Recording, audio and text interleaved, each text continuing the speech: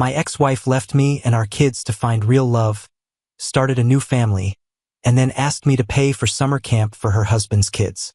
I brought her to court and now she is begging. Okay, guys, get rid of it for obvious reasons.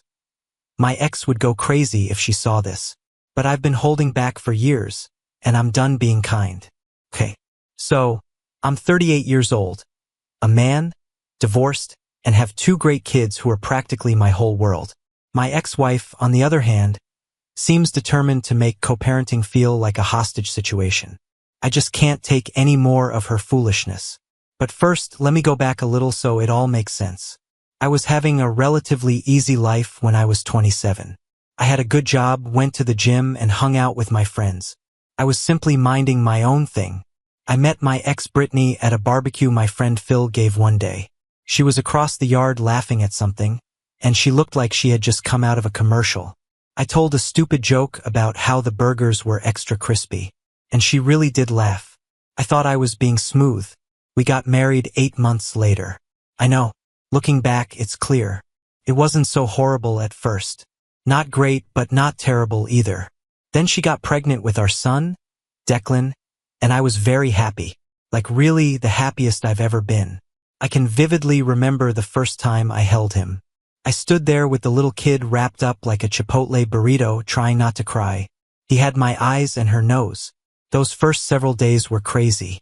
I'd work all day and then go home and work the night shift so she could sleep. Declan just wouldn't calm down one night. For over 3 hours, I went in circles around the living room and sang everything I could think of. Finally, the guy passed asleep on my chest, and I just stood there.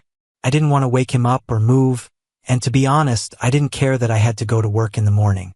I thought, yes, this is where I should be. But things changed after the first several weeks. Brittany suddenly changed. She got distant and started to see problems with everything I did. I'd come home from working extra hours to help pay for the baby, and she wouldn't even look up from her phone. She'd say, "You didn't fold the laundry right. The infant has been crying all day, and you just got here. It must be good to get away." I would have been standing there, tired from a 10-hour shift, and wondering what the heck had happened to us. I still tried. I made breakfast before work, worked nights with Declan, and tried to schedule date nights. Nothing worked. There was this one night, maybe 3 months after Declan was born. I arranged this whole surprise for her. I asked my mom to watch the kid, arranged reservations at the restaurant where we had our first date, and even purchased her this jewelry that she had been wanting before she became pregnant. I was excited because I thought this would be the turning point for us. I came home early with flowers and told her to get ready. This is what she said. She sighed as if I had just ordered her to climb Mount Everest. "I don't want to go out. Can't we just have pizza?" I attempted to hide how upset I was. I thought it would be wonderful to get some time alone. Mom is already on her way to see Declan. She rolled her eyes. "Okay, give me half an hour." She spent an hour scrolling through her phone while only half-heartedly getting dressed. Dinner was very uncomfortable. She mostly texted and didn't talk much. She responded, "Thanks," when I gave her the necklace. She was as excited as someone who had just gotten a grocery receipt and requested to go home since she was exhausted. I recall driving home in solitude, the jewelry box burning a hole in my pocket, and wondering if this was simply a phase or if my marriage was already over. Then, just as Declan was turning 1, she got pregnant again. That's when things really became bad. She would text all the time, but when I stepped in, she would turn the phone over. This is a classic case of dubious behavior. When I asked her who she was talking to, she got angry. "What? I can't have any friends now? You are really bossy. I wasn't born yesterday. Something wasn't right." Every day, the pit in my stomach grew. One night, I woke up to check on Declan and saw the light from her phone in our dark bedroom. It was 2 in the morning. Who the hell sends a text at 2 a.m.? Besides someone you like? I didn't say anything, but I started to pay closer attention. She'd take her phone to the restroom and go outdoors for fresh air during dinner. All the usual indications. Things got really bad when our daughter Zara was born. Brittany's phone rang one night when she was in the shower. A guy named Jason at work sent me a message. "I miss chatting to you too." Not very subtle. No doubt about it. cheating emotionally. I didn't confront her immediately away. I just watched. She started to draw away even more, always on her phone and cold as ice. I brought it up one night after the kids were asleep. Something isn't right. We don't converse to each other. We don't get along. It seems like we're just living together now. She didn't even move. I'm sleepy. I had 2 of your babies in 2 years. Sorry, I'm not in the mood to be a cheerful wife. I told them this wasn't about playing. It's about basic respect. She lost it. You should have thought about that before you got me pregnant again. I just looked at her. We both wanted Zara. Whatever. I'm going to sleep. And just like that, the switch turned off. I was done looking for something that wasn't there anymore. I kept showing up for the kids and taking care of what needed to be done. But I stopped expecting anything from her. She wasn't my partner anymore. She was just someone I lived with. And to be honest, the quiet was better than the incessant insults and cold shoulders. For months after Zara was born, I got home from work to find divorce papers on the kitchen table. No talking, no trying to get help, simply I'm done. She stood there like a victim and said, I deserve better than this. You're cold and not available. I wanted to yell. I wanted to show her the 57 texts I'd sent her in the last month that hadn't been responded. They all asked if she was okay, if we could talk, or if there was anything I could do. I wanted to say that I was the one who got up with the infant at 3 a.m. while she was too sleepy. But as I looked at my kids, Declan, Barely, and newborn Zara, I knew that a bad divorce would... That day is still very clear in my mind. It's quiet in the kitchen, and I have the divorce paperwork. Not enough noise. Declan is on the floor putting together something with his blocks. Zara is asleep in her swing, and I'm just standing there gazing at the end of the life I thought I was constructing. But to be honest, I was already out. I had been gone emotionally for a while. I looked at her and asked, So, is there someone else, Jason? She didn't flinch, just said, This isn't about another person. It's about us not working. It wasn't a denial. I knew then what I'd suspected for months. So, I swallowed my pride and agreed to a 50-50 split of everything. Assets, custody, no child support since we both had decent jobs. I remember signing those papers feeling like I just cut out part of myself and handed it over. The hardest part was moving out, setting up a little place nearby and sitting alone that first night while my kids slept across town. I sat on the floor of my new apartment, just a mattress, a TV on a milk crate. I scrolled through pictures of the kids on my phone until the battery died, then just sat in the dark, wondering how the hell my life had imploded so quickly. Those early single dad days were brutal. I'd be pumped to see the kids, then instantly overwhelmed juggling a toddler and a baby. First time Zara got sick, I panicked and called my mom at 2 a.m. She calmed me down, told me it was just a fever. I stayed up all night watching her breathe. By morning, she was fine, and I knew I could handle this. The custody exchanges were awkward. In the beginning, we'd meet in the parking lot of a Starbucks, barely making eye contact as we transferred car seats and diaper bags. Declan would cry sometimes when I had to leave him, which effing gutted me. Zara was too young to understand what was happening, but Declan knew something was wrong. Why don't you live with us anymore, Daddy? He asked one day, his little face serious. How do you explain divorce to a 2-year-old? Mommy and Daddy love you very much, but we decided we can be better parents living in different houses. He thought about this for a minute. Can I have 2 rooms? Kids, man, resilient as hell. About a year after our divorce was final, Brittany met a new guy named Derek. Surprisingly, she didn't run to Jason, which basically showed me her true color. This dude Derek walks around like he's God's gift to parenting despite being a part-time marketing consultant, which really means he works like 20 hours a week while Brittany pays most of the bills. They got married when Declan was 4 and Zara was just 2. And suddenly my kids had a stepsister, Lyra, who's the same age as Declan. Then they popped out another kid, Nathan, who's now 7. The first time I met Derek was at a preschool drop-off. I was helping Declan hang up his backpack when this dude in an Ed Hardy shirt in 2016 seriously walks up with Brittany. Hey, you must be the ex, he said, extending his hand with this smirk that made me want to punch him. I'm Derek. I shook his hand and kept it short. I wish I could say the same. He chuckled too loudly. Well, the kids seem great. Declan has been showing Lyra how to use Legos to build things. That's nice, I answered. But the way he said it, like he was already claiming my boy, made my jaw clench. I kept it pleasant for Declan's sake. Declan has always been good at sharing, I said, messing up his hair. I still remember the first time I dropped the kids off at their new home after their wedding. Brittany had put a wooden sign on the front door that said, "The Johnson-Ellis Blended Family," with all their names painted in different colors.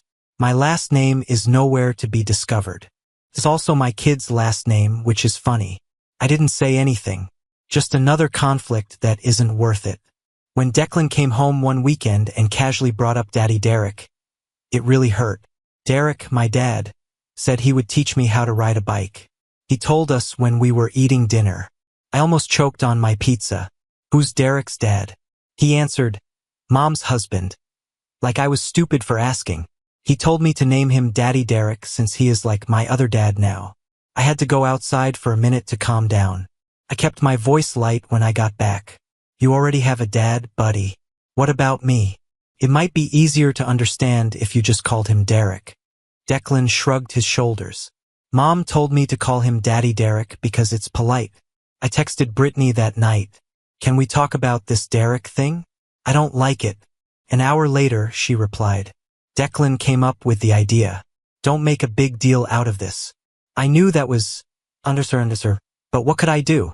Make my kid call this guy something else? That would only make things worse for him. So I bit my tongue again. At the same time, I worked hard to make sure my kids had all they needed at my house. I got 2 promotions at work, saved a lot of money, and was able to buy a small but decent house in a good school area. I spent my whole life making sure Declan and Zara had a stable home and chances to grow. Derek, this guy had the nerve to make passive-aggressive comments every time we were at the same school event. I'm standing behind the science fair projects one night when the parents come. Declan made this awesome robot arm that could pick up marbles. And Derek comes up next to me. Hey dude, how's the new car? It must be good to have all that extra money when you only have to take care of 2 kids. I was driving a 5-year-old Honda that I had bought used, but it was fine. I said, it gets me from A to B, attempting to be polite. He went on to say that some of us know what sacrifice means for a blended family, pointing to his designer watch, which was obviously worth more than my car payment. I just left. These things happened all the time, but I stayed calm. I volunteered to be a chaperone for the kids' field trip. Derek did too.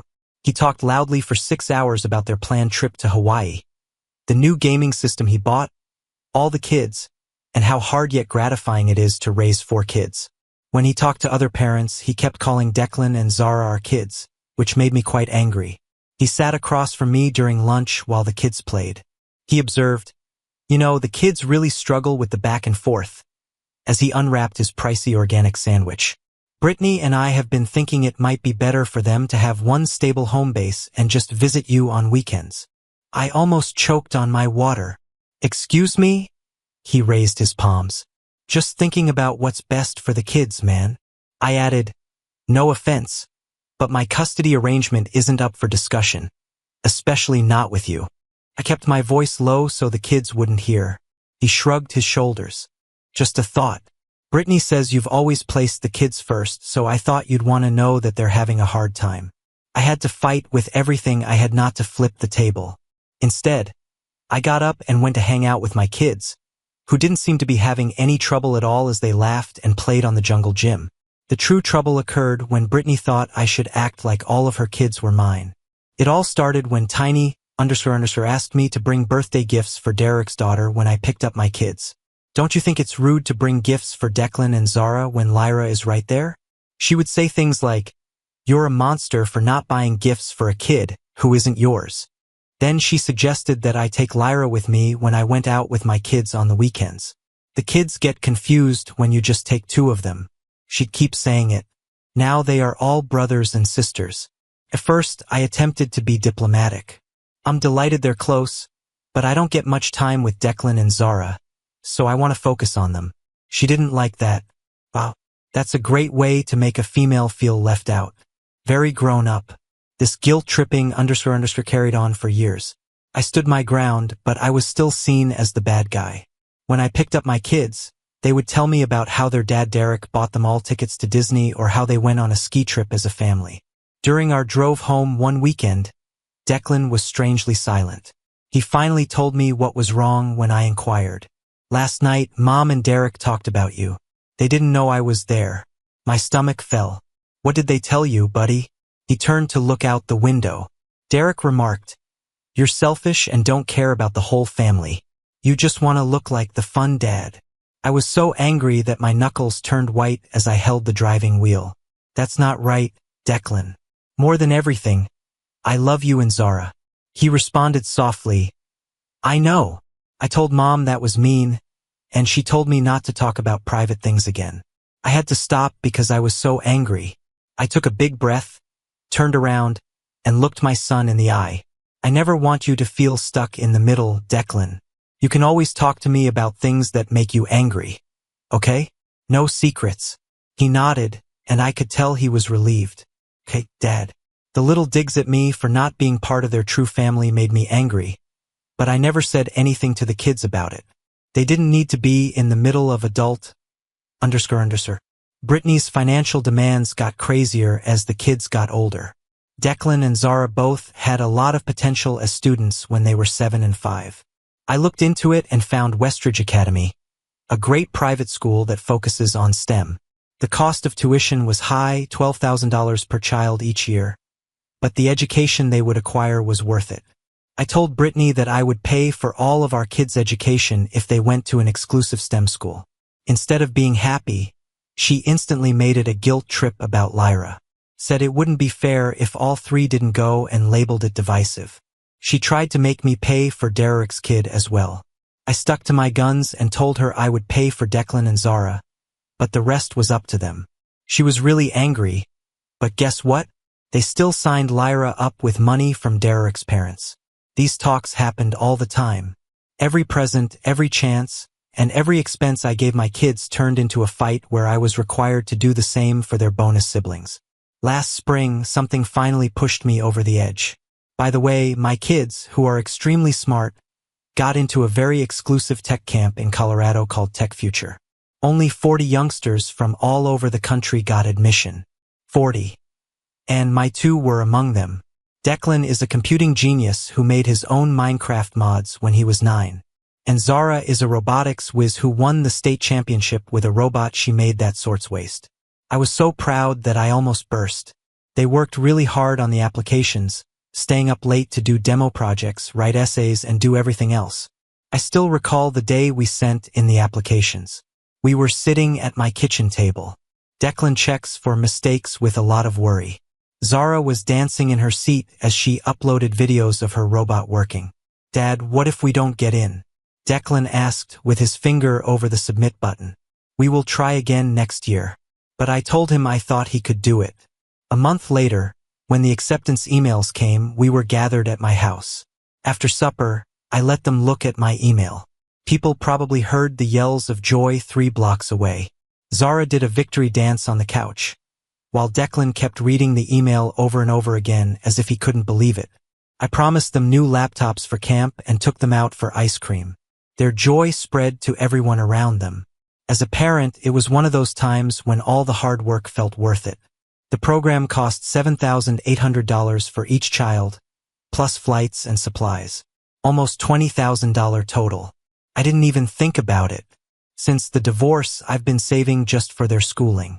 I drove an old car, lived in a smaller house than I could afford, and skipped vacations so they might have chances like this. When I told Brittany about it during our monthly co-parenting check-in, her reaction told me everything. She didn't say congratulations or seem happy for them. Her calculating glance made my stomach plummet. So Lyra is also interested in robotics, she remarked, entirely ignoring what our kid had done. Yeah, I said, already knowing where this was headed. I believe it would be great for all 3 of them to have this experience together. I took a long sip of my coffee before I said, Brittany, this isn't a trip for the whole family. Declan and Zara got into a tough program. She leaned forward and spoke very quietly. There has to be a method for Lyra to get in, too. You should pay for Declan and Zara, therefore you should cover it. I thought she was joking, so I laughed. She wasn't. You want me to pay approximately $8,000 for your husband's child to go to camp? I inquired simply to be sure I wasn't having a stroke. She kept saying that our kids are siblings. When you make these distinctions, it hurts people. No. But what's bad is teaching children that their accomplishments don't matter and that they deserve stuff they didn't work for. I shot back, and her face got hard. Do you really not care about how they get along with their sister? Because of you, they're going to hate each other. If you keep attempting to take away wonderful times they earned, I replied firmly, they will hate you. She jumped up and grabbed her purse. This isn't up for discussion, she said. We'll see what happens. It's not unusual for kids to express they don't want to go without Lyra. Are you really going to use our kids to get what you want? She smiled at me with no warmth. I'm only stating that families should stay together. It's possible that you've forgotten what that implies. My hands were shaking when I exited the coffee shop. Not because I was scared, but because I was stopping myself from flipping the table. The nerve, guy. Declan called the next day and was upset.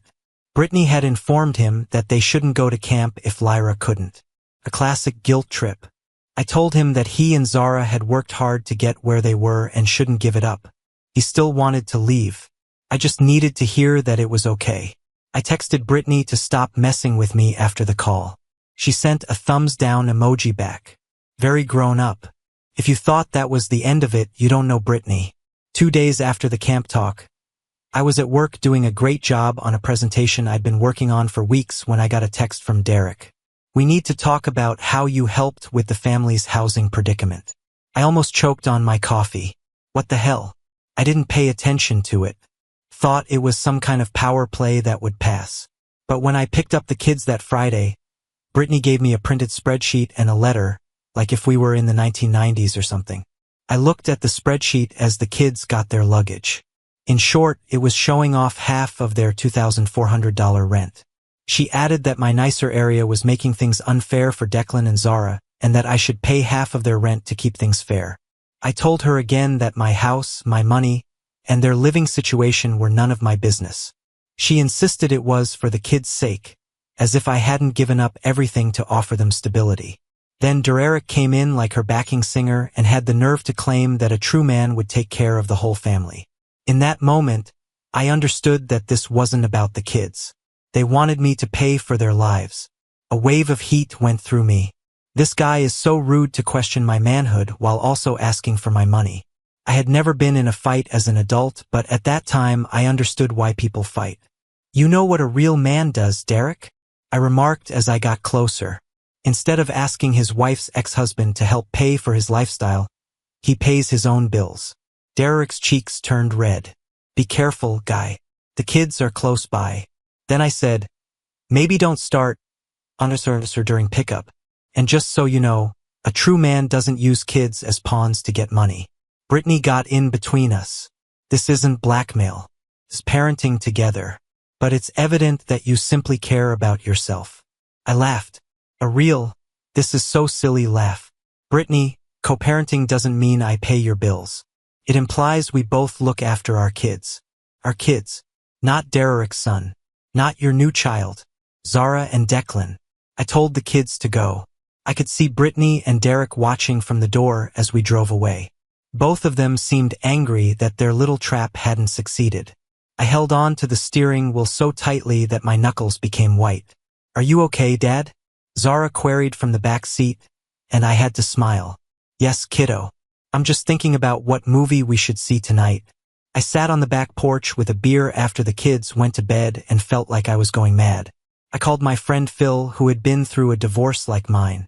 Am I being a underscore here, dude? Should I give them money to aid them? Phil didn't think twice. Underscore. You pay for your kids' school, health insurance, and other costs. You are in charge of that.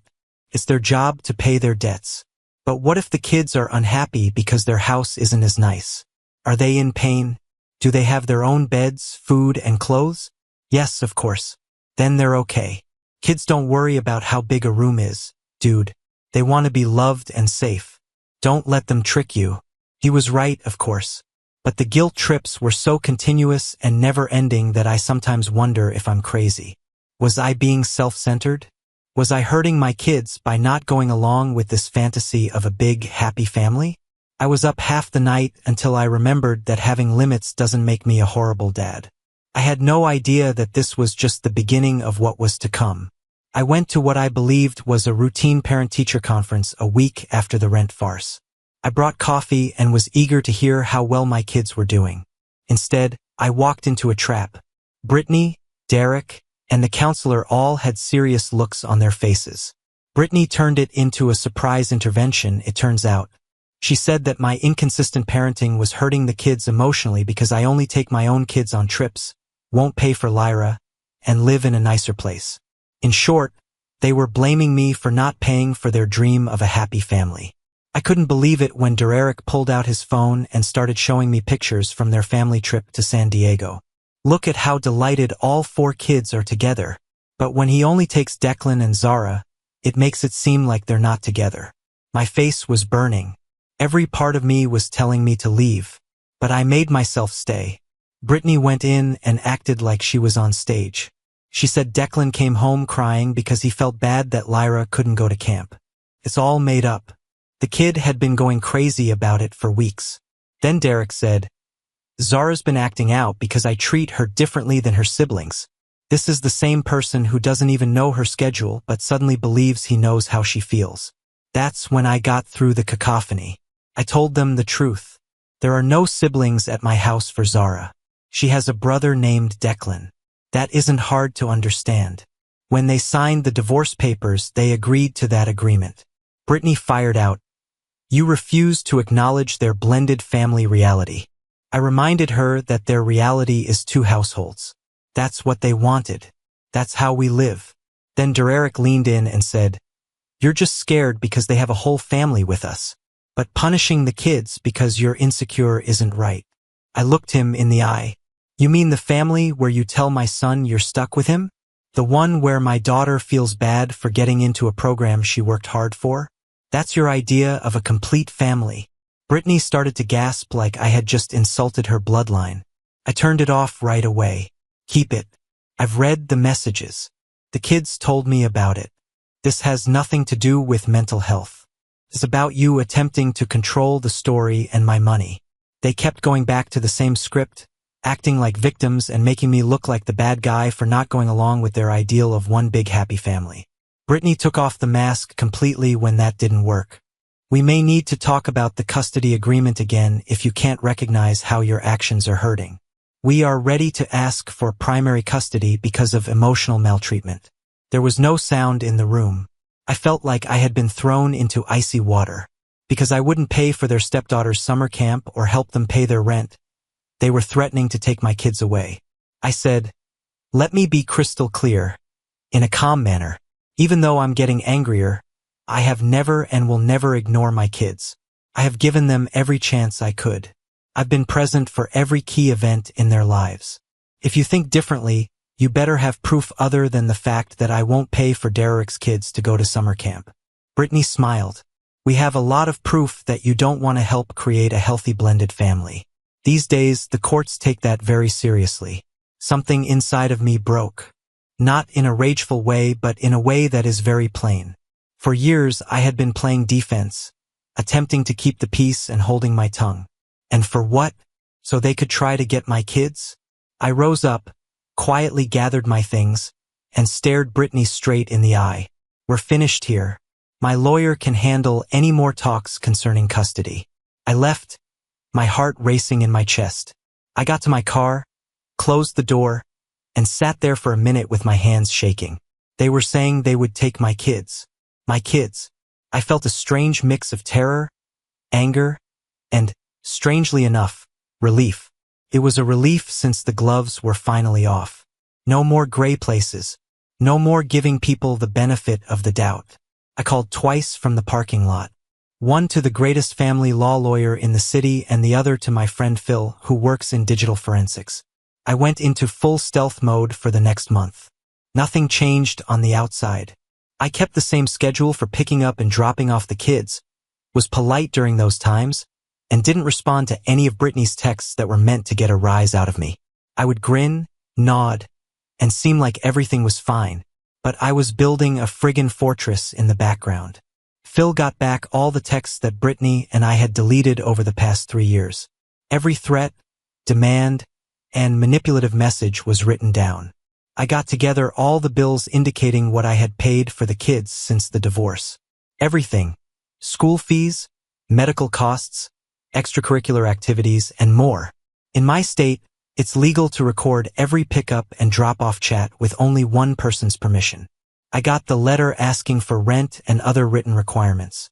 I had my lawyer write up affidavits from teachers and coaches describing how I was involved in the kids' lives.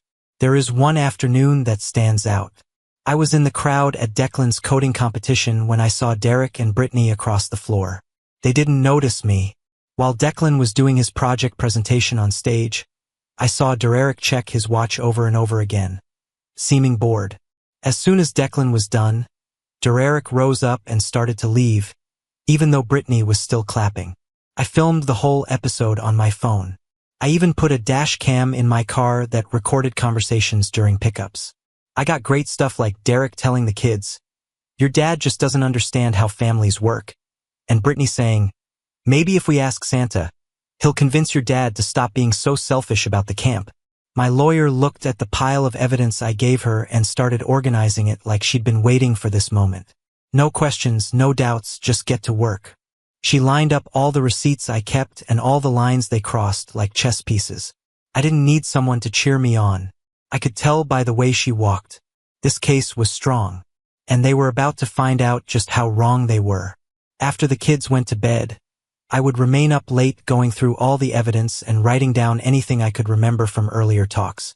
I would get so into it some nights that I wouldn't even notice it was 3 a.m. and I had to get up for work in 3 hours. I was operating on empty, but I had this deep need to protect my bond with my kids.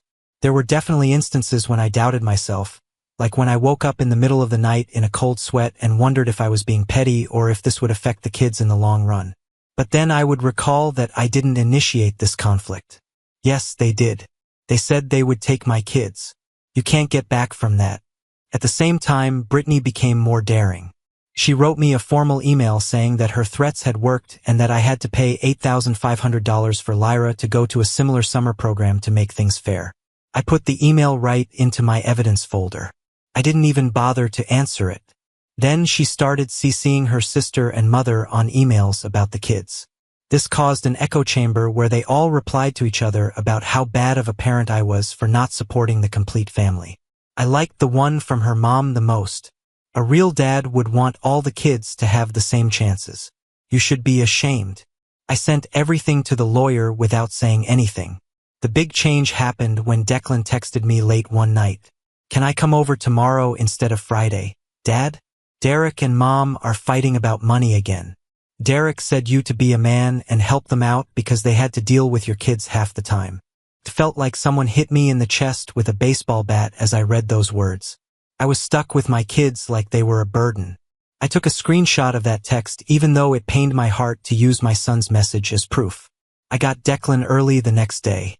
He told me in the drive that Derek stated I had a finer house since I don't have a true family and that I made Lyra weep by not paying for her camp. "Does that material disturb you?" I asked. He nodded. "It makes me feel like we're a problem, but I know we're not." That was it. The last straw. I filed for 70-30 custody with stringent rules about how we may talk to each other and all communication going through an app that the court was watching. My phone blew up when they got served. Calls, texts, and even her mom getting in on the action. I didn't say anything back. Brittany cornered me 2 days later. "Is this about the camp?" I told her straight out, "No. This is about you and Derek using our kids as weapons because I wouldn't pay for your life." She mumbled a weak denial. I told her to stop. "Put it away for the judge. From now on, you can only talk to my lawyer or utilize the app." A week later, Derek tried to confront me in the school parking lot. He said the same old things about lawyers and called me selfish. I didn't even look at him. I just gestured toward the dash cam, which was capturing everything. That made him stop talking right away. He left without saying anything else. The weeks before the hearing were very stressful. Brittany started love-bombing the kids by giving them gifts out of the blue, taking them to amusement parks on school evenings, and allowing them stay up long past their bedtime. Tactics that have been used for a long time to make people feel alone. I wrote down everything, but I didn't tell the kids anything. In the meantime, I just kept everything going as usual. First, do your homework, then have fun. Kids require dull, predictable parenting like regular bedtimes and home-cooked meals. My lawyer told me what to expect. They'll say you're jealous of their happy family and want to dominate them. Don't fall for it. Let the proof do the talking. I was ready when I went to court 6 weeks later. The proof was clear. Texts, money requests, recordings, and even the kids' own words about feeling pressured. Brittany's lawyer looked nervous. The judge didn't like the excuses either. After reading the mail where Derek said my kids were a burden, I was really upset. Their plan to make me look recalcitrant backfired badly. The judge put an end to it, told me I didn't have to support kids who weren't mine, and said their threats were a clear example of manipulation. In the end, I obtained 70-30 custody, tight rules about how we could talk to each other, and official proof that I didn't owe anything for their so-called blended family. Plus, they had to pay all of my legal costs, the whole $14,380. I didn't feel like I had won when I left that courtroom. I finally felt like I had quit letting them make the rules. After the court case was over, I acquired a small, efficient house that was all ours and closer to the STEM Academy. I made a tech room for the kids so they could have their own place. On the first day, we constructed gaming rigs and stayed up way too late playing Minecraft. That night, we had pizza on the floor and sleeping bags. There was no furniture yet, but I felt more at ease than I had in years. From then on, all communication was through the parenting app. No bogus emergencies, no surprise texts, and no emotional blackmail. Brittany didn't like it. I didn't care. Now everything was on record. The kids did well. They were more calm and open. No more tiptoeing around. Zara even asked whether it was okay for her to be happy with me. I told her it always was. While they were unpacking, I had a delivery person bring the $14,380 legal bill to Brittany and Derek's house, with a statement that said, "My commitment is to my kids, not your lifestyle." Is that petty? Maybe. Needed? Of course. Declan and Zara did great at that tech camp. They were asked to come back as junior mentors. I sent the acceptance using the app. No comments, just results. Things are peaceful 6 months from now. At 13, Declan got into a top coding program. Zara's robotics team is going to the national competition. And what about me? Outside all the commotion, I finally remembered who I am. I am dating someone now. She works as a teacher. Smart, down-to-earth, and no drama. The first date seemed like a dream. No talk regarding custody. No emotional bombs. Merely a real chat, but it was the moment that made everything worth it. When we were coding, Declan looked up from his computer and remarked, "I'm glad you stood up to Mom and Derek. It was getting weird before." That's when I realized I had done the right thing. Not just for me, but for them too. I'm not simply getting by anymore. I'm alive, and no one is taking all my money.